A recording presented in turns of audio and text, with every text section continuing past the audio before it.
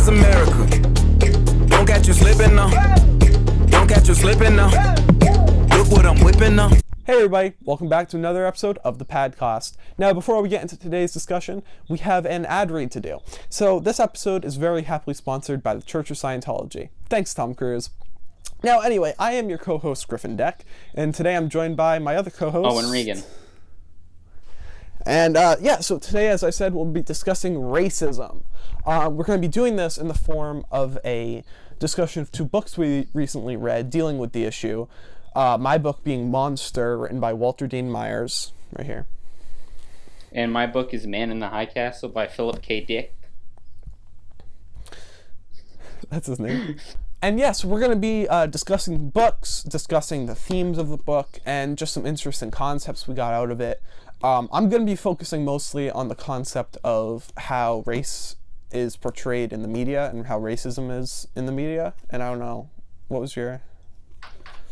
I'm mostly focusing on racial superiority, but Man in the High Castle, it kind of touches on most things of racism, but it's heavily shown that racial superiority is shown due to it being an alternative history book involving the Nazis. Right, of course. So I'll get into describing my book. So the plot of Man in the High Castle is the Nazis won World War II by the surrender of the United States and many other European nations. The two winning powers were Germany and Japan. Both got different portions of the United States, kind of. Germany pseudo-controls, meaning that the United States is more of a puppet of the Nazi Empire in this book. So it's the East Coast and it goes partway through the Midwest. It stops to create a neutral zone, a barrier between Japan and Germany, so there's no conflict between them. Japan has the western coast, so pretty much California, Washington, and Oregon.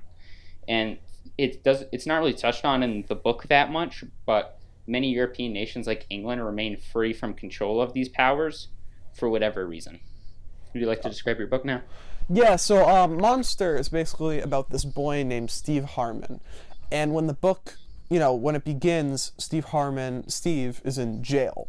And he is a suspect in a murder robbery, where basically some people robbed a store and then killed the shop owner. And it's unclear whether Steve was actually involved in the robbery or not. And so the book is basically the court proceedings that follow, in which we try to determine whether or not he is innocent or guilty. But Was this based off a real story? I don't think so. Not to my knowledge. It definitely seems fictional, like it could be, in a lot of ways. It seems it's one of those fiction non-fictions where this could actually have happened. Yeah, it's very close to reality. There's not many fantastical elements to it whatsoever. But anyway, so the interesting thing about the book, though, is that it's written in the form of a screenplay. And so that adds a lot of tension to the book, where we're never really told whether or not Steve is actually innocent. At the beginning of the book, of course. Are we going to go into spoilers for this? Minor. Let's keep it to minor spoilers. All right. Minor spoilers ahead for both books. Okay, so you find out whether or not he's guilty at the end of the book, but, all right, I'm going to get into it later. But, so the interesting thing is that it's written in the form of a screenplay. And that's what actually led me to believe that's what led me to the subject of racism in the media. Because I think the author was trying to, by putting this in the form of a screenplay, which is a visual media, written, but it transferred into a visual media. Oh, God. I think he was trying to send a message about how the news and other things can just ruin someone's life if it's not factual. And I think it's a really interesting concept for a book. I would definitely recommend it. The ending is very poignant. The whole book is very poignant, but so it's a very good read. Not a difficult read, and I would definitely recommend it. So anyway, let's just get into now we've gone over the books, let's just get into the discussion. I'll describe my book about why I believe it's about racial superiority, you did with your book. Yeah. It's the book covers almost many different topics because it's multiple point of views, and they do that it's done on purpose like that way, so you don't have the danger of a single story, because you see all sides of it, and even some characters interact with each other throughout the book, or have past relationships, and you think it'd be jarring, but it's not. It's told very naturally, and how characters interact and how they think is very natural of people.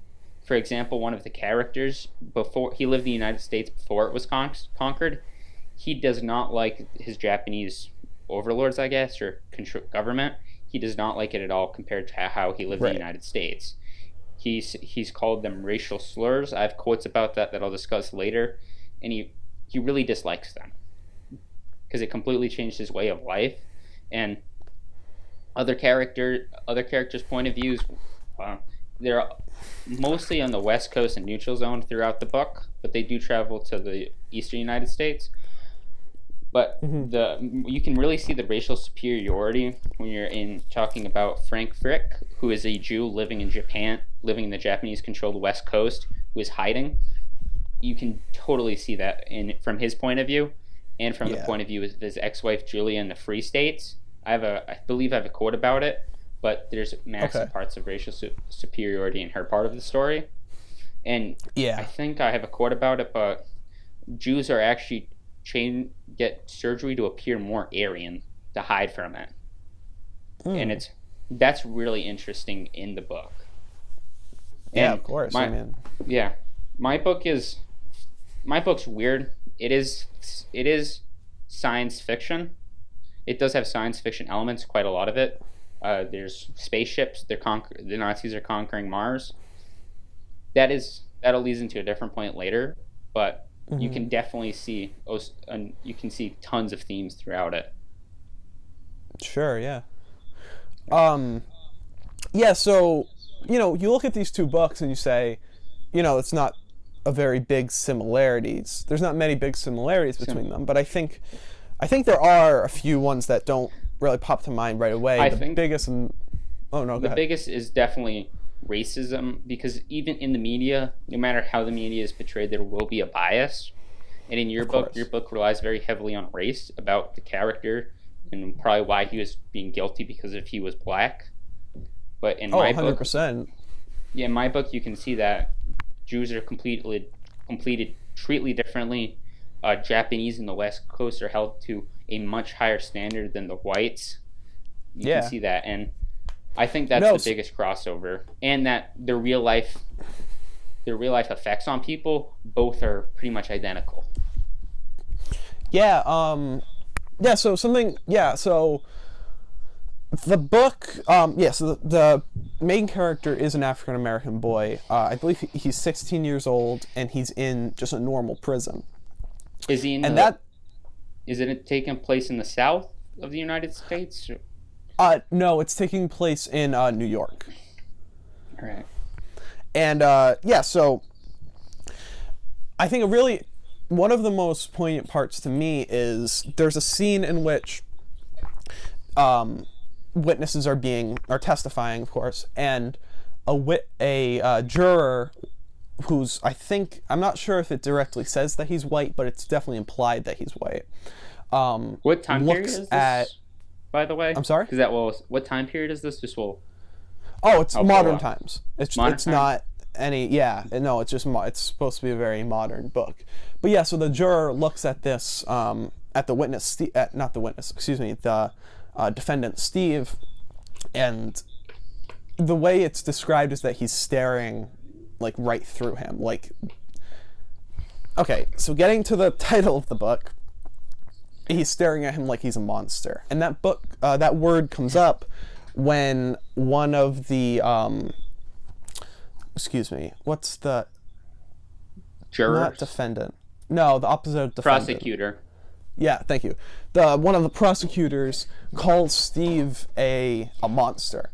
And it's definitely unprofessional, but it really gets to Steve, and that's especially shown in scenes where he's writing in a diary, and you're reading that diary, and it's very disturbing the way that he even starts to question whether he is innocent or not, because this prosecutor called him a monster. I think that Yeah, so... the way he sees go ahead. through also shows racial superiority, like my book, because if he's looking down on him like a monster, and so is the prosecutor, it shows that they think higher of themselves. 100%. Yeah, they see this boy as just some gangbanger who just got caught, you know? Could you give us any more detail about the robbery, or would that be spoilers for the book? No, 100%. Yeah, so it's between... Okay, it's... I'm trying not to spoil the book. It's definitely between two characters. One of those being, his name is King, and another being Rich Evans, but they call him Bobo in the book. And it's the whole trial is about whether or not Steve was involved in the robbery or not. And so what happens in the robbery is that they go in, try to get the money from this convenience store. It goes south. The owner has a gun, and they kill him. And then, so it's a question of whether or not Steve was the lookout of the robbery, or maybe even involved further in the robbery. It's not, that's the whole point of the book, is to find that out. Is this Excuse like... me, and Is this kind of like To Kill a Mockingbird, where there's heavy themes of racism throughout the court trial, where you can see he's being treated differently because of his race? Yeah, I think so. It's not necessarily stated that, the prosecutor is a racist. It's just very much implied, yeah.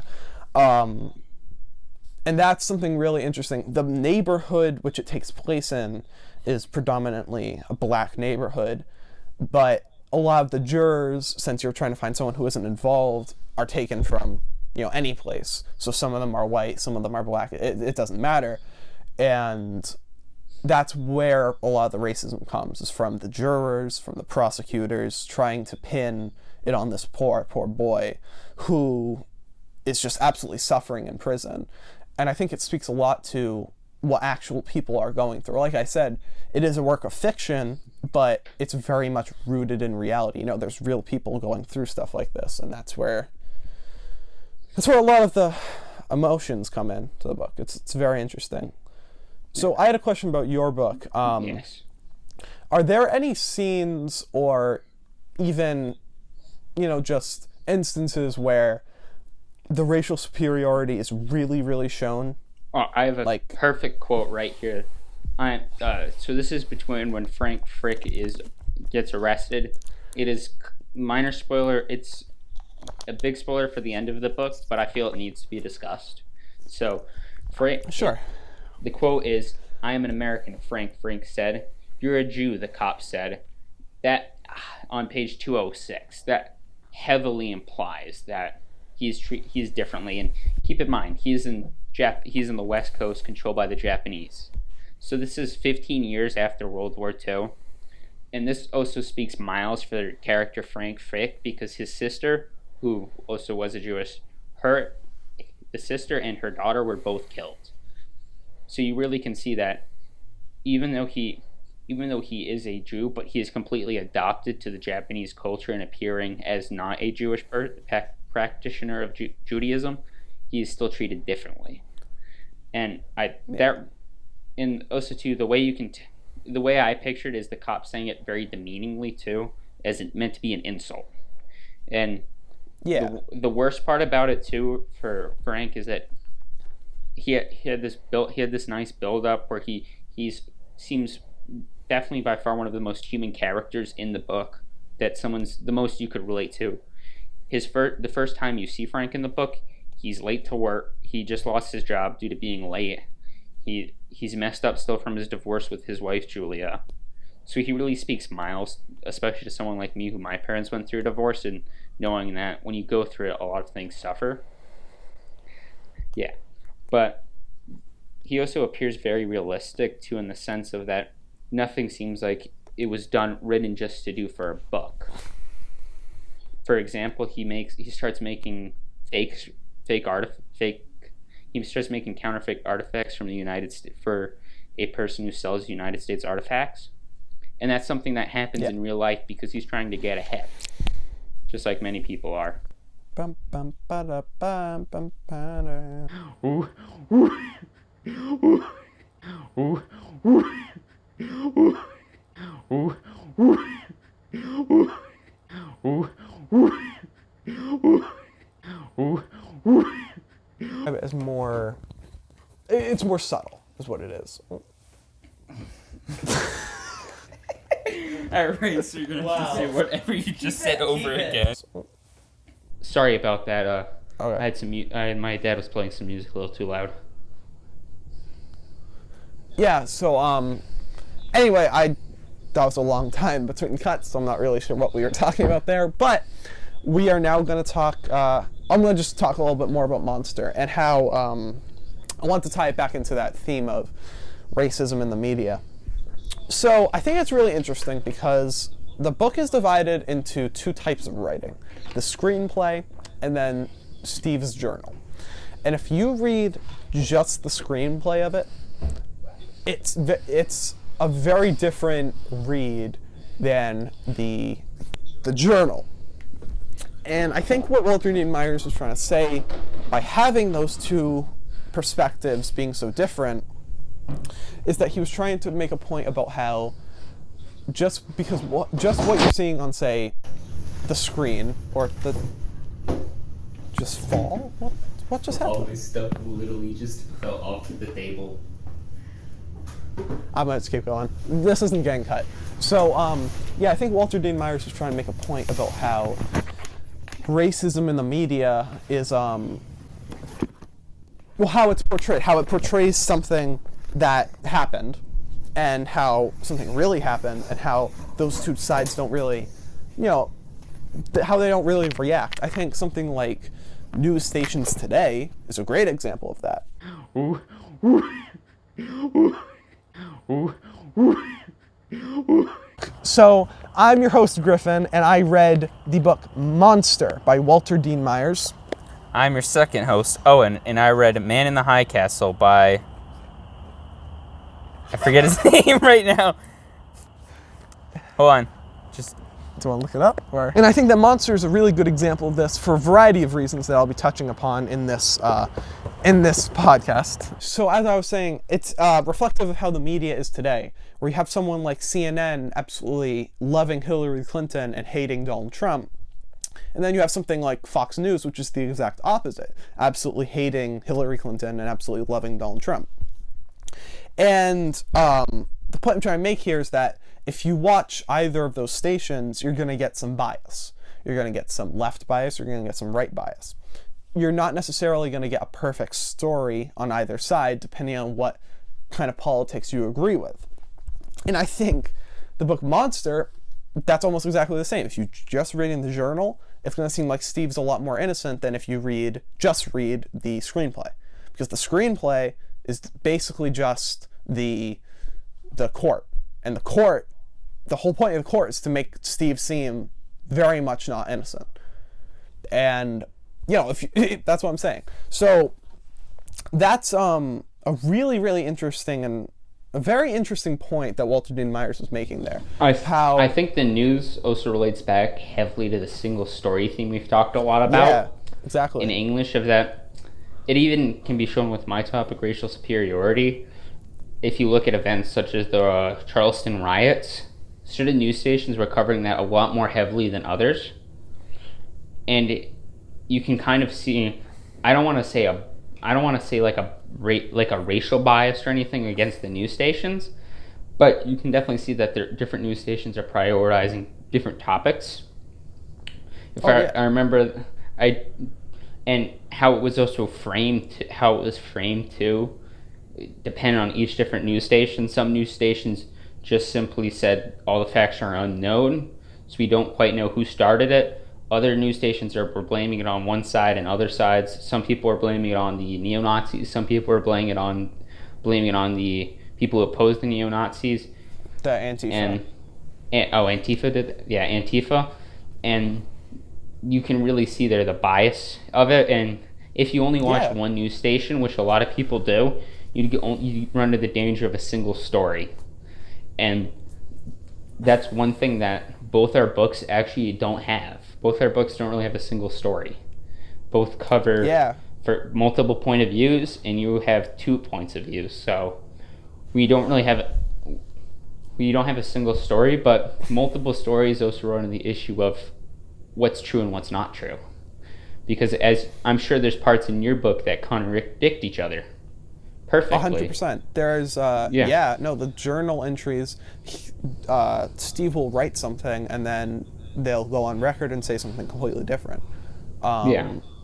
You know, and obviously there are other aspects of the book that I'm not really touching upon. There's a very interesting character who is a 14-year-old boy. His name is escaping me right now. I'll find it while you're talking. But he's a 14-year-old boy who's also in prison for allegedly getting his girlfriend pregnant, among other things. But what my question is, why was he on trial? What was he on trial for that? Did they go into that, or? It didn't really explore his trial. That didn't explore his trial. That just explored him in prison. He's not a main character necessarily. He's just definitely just a side character. Okay. Who, but yeah, and I'm not even touching upon that because I don't think it really plays into that theme of a single story as strongly as Steve's story does. You know, I'm sure you're doing the same. But you can see definitely. You can see the danger of a single story between Frank Frick and Mr. Children, I think it's pronounced. And they interact throughout the book. And from their interactions, you can, even before they interact, you can see that they're two completely different people. So if you only if you compare what their parts of the story are, you can see differences in them, definitely. And you can see differences on their view of the world. Like Mr. Children, as I said earlier, doesn't really accept the fact that the Japanese have taken over them. And Frank completely accepts it because he knows if he doesn't, he's going to be killed because he's a Jew, and he also fought against the Japanese too. But I definitely think, though, both our books have major real-life connections that we can discuss here later on. I think we should do some quotes first and then discuss more real-life impacts about it. So I'll get into a quote right now. Oh, one sec. We both have evidence from our books to support our ideas, so I think we should get into some of those real quick. Yeah, sure. Go ahead. Yeah, I'll definitely start off with this quote. Mr. Children is going to meet a Mr. Byers is his name. Mr. Baines is his name. He doesn't. He believes he is Japanese, which is racial appropriation, I kind of guess, because he's in Japan, so he believes not Japan. He's in Japanese-controlled territory, so he believes it. But this quote really highlights it. So he's talking in this quote. He's referring to bringing his own luggage inside to a building, but it's a trade building because he's going to meet him there.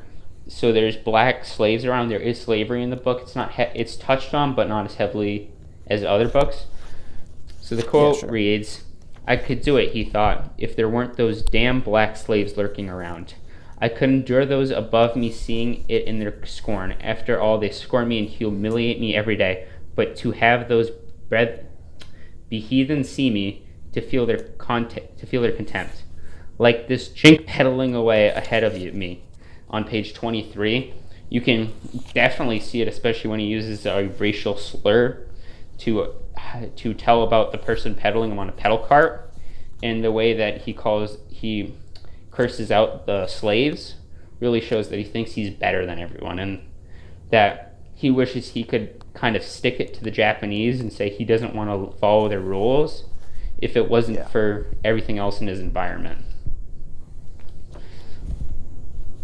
Do you want to add anything to my part? Yeah. I'm sorry, what did you say? Do you want to add anything to anything I said? No, I think that was perfect. I have a quote as well.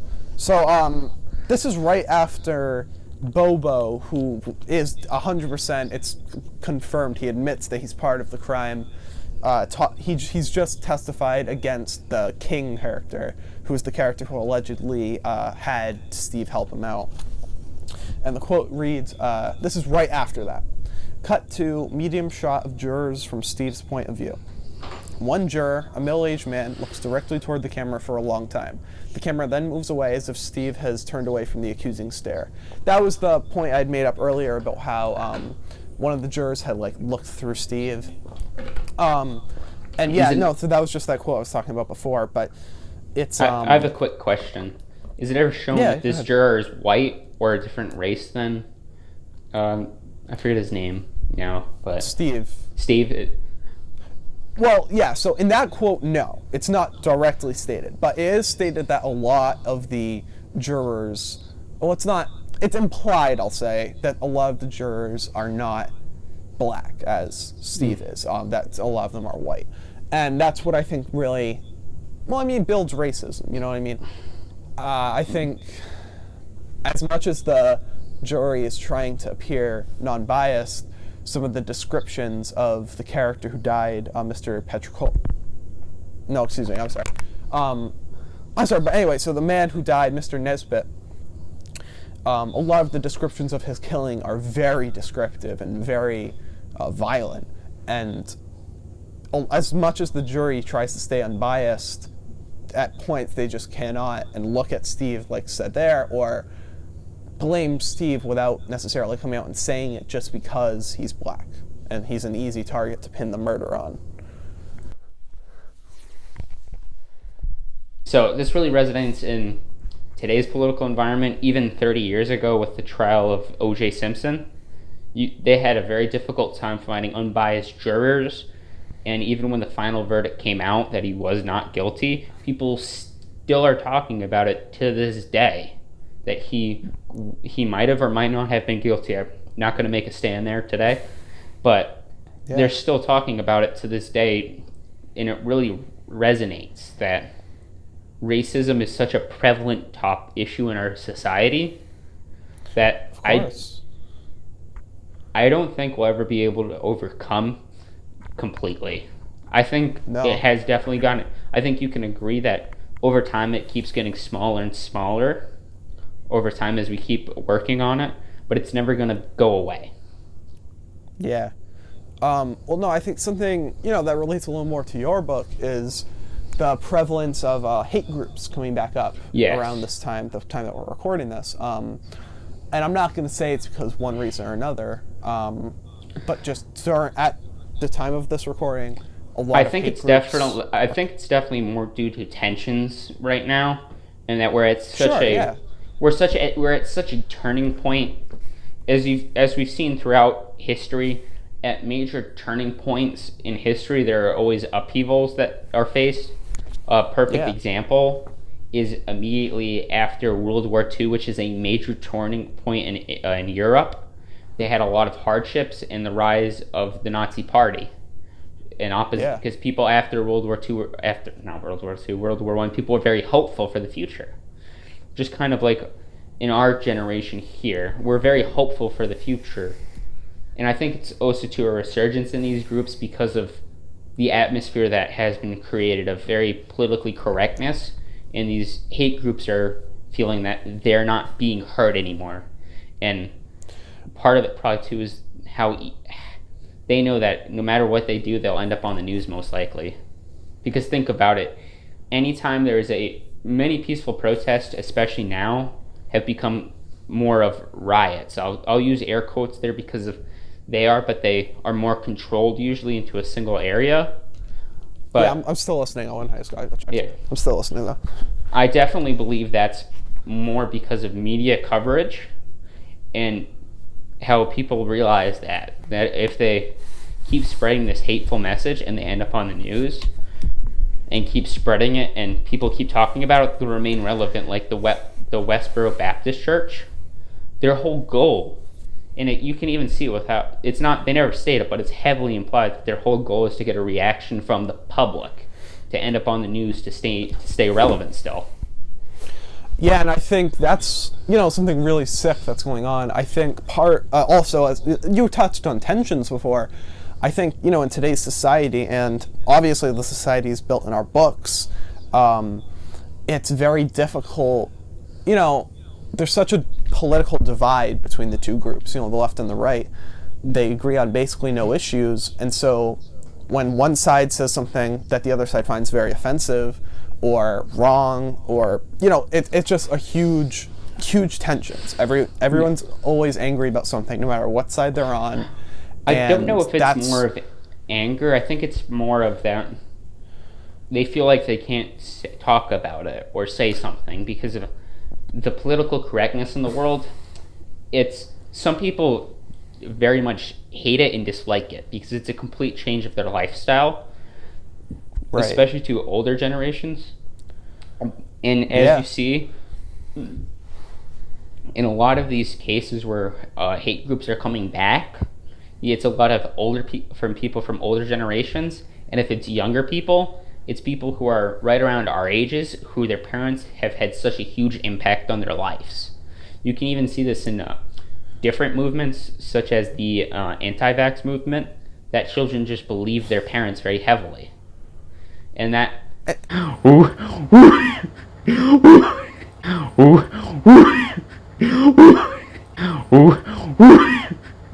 Yeah, so I think racial superiority is definitely a theme in both books. I can't really speak to media portrayal in yours. There really isn't many media portrayals of them, but you can... Back to it. You definitely see, though, that parents have an impact on their children with movements such as the anti-vax movement and even in the Westboro Baptist Church. These children are controlled by their parents and taught things that realistically and ideology are not true. And as you were talking about racial tensions, that is seen in Man in the High Castle. Around page 30, the character Julia enters a diner, and there's an Irish cook, an Irish chef, a Italian man, and I believe a black man, if I remember correctly. But even from the start, you can tell there's racial tensions.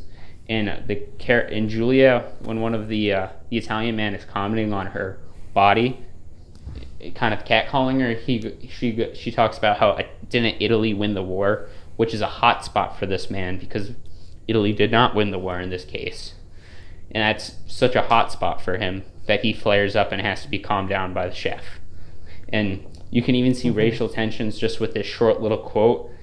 Julie was asking is it easy to get a job on the East Coast, and this quote right here, if you have the right skin color on page 33, definitely highlights racial superiority and tensions because of he was not an African American. I think this was the Italian man saying this, if I remember correctly. Oh, is that your? Oh, okay, that was the whole point. That was very smooth. Of course, yeah. I mean, today's society is built a lot on your opinions and your opinions, your political views. I don't know if it's more of opinion. I think it's more of that you have to have an opinion that's built on facts nowadays.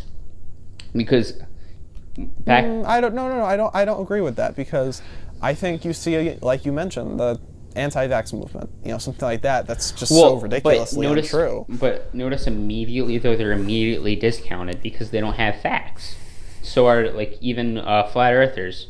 If you don't have an opinion based off facts, it'll be immediately discounted in today's generation, in today's political environment. A perfect example is when I believe it was Fox said there's 3 Mexican nations, something that is a mistake that's easily avoidable, but an honest mistake, blew up. But if that happened 20 years ago, it would have been news station messed up. That's true. No, you know what? That's a really good point. I didn't consider that. And I'm thinking it's blowing up just because of the bias in media, as your book talks about, because of Fox's very right-leaning news station. And a lot of the news stations that we're making fun of it, could be seen as leftist, I guess. No, yeah, that's an interesting point, yes. And I think that ties nicely, I can't speak to your book, but definitely into my book, where, it's implied that not even implied, it's basically directly stated that the trial is kind of a huge news situation. So, and I'm sure people were swayed on that issue, on the issue in the story about Steve's innocence based on what news station they were watching or what news station reported it. Because with any news story, you're only getting one story. Unless you're watching every news station, there's no way you're going to be able to get every side of the story. I think the other issue too, though, is there's many of the majority of TV news are biased. I'm listening, Owen. Many TV news stations are biased in some sort of a way, just due to multitudes of reasons. And if you look at web articles and Vice and and Vice is biased, but not as heavily biased as other news stations. But you have to some of the best news stations are like the New York Times. They're not as biased to many things. They like to tell you the facts, and the big issue is that they're not a TV news company. If you look at the two biggest TV news companies, the four biggest are NBC, Fox, CNN, NBC, CBS, yes. And they're all biased in different ways, shapes, and form. And unless you realistically watch all four of them, you're going to get some sort of bias out of it. And if you watch all four, as we talked about, you're going to have the major issue of sorting through what is true and what's not true. Yeah. So anyway, I think we had a really great discussion. My camera is going to die pretty soon, but so in conclusion, basically my point is that racism in the media, unless you watch everything, my point is basically this danger of a single story. You need to get every side of a story. You cannot just get one side of a story from the media, because it could very well be racist, even if it's not trying to be. And that's basically the point I was trying to make. And I don't know, do you want to just... My book can also show the danger of a single story in kind of the same way, that if you don't look at all sides of the story, it could be seen as... It could be implied differently. Like, for example, if we just saw Mr. Children from the outside world, he might appear like this horrible racist man. But when you get from his view, he is still racist, but you can actually kind of understand his reasoning behind it more than if you just saw him from an outside viewpoint. Right, you're not trying to justify it, you're just kind of understanding it. I understand it because he's told that he grew up in the United States back when it was the United States completely free. So naturally, if some place was taken over by a foreign power that is completely different than yours, you might have some animosity to it. So that I understand that. Yeah. And I think... So anyway, go ahead. Yeah. I think, honestly, though, the biggest pull away from both of these books is the dangers of a single story, and that no matter how many stories you have, you also have to compare both of them to find out what is true and what is not true. 100%. So yeah, anyway, thank you everybody for watching the Padcost podcast. If you are waiting for the next episode, you probably shouldn't, because this is probably going to be a one-time thing. Make sure you check out our sponsors. Links will not be in the description. Do not, you better not say time. We're cutting this out.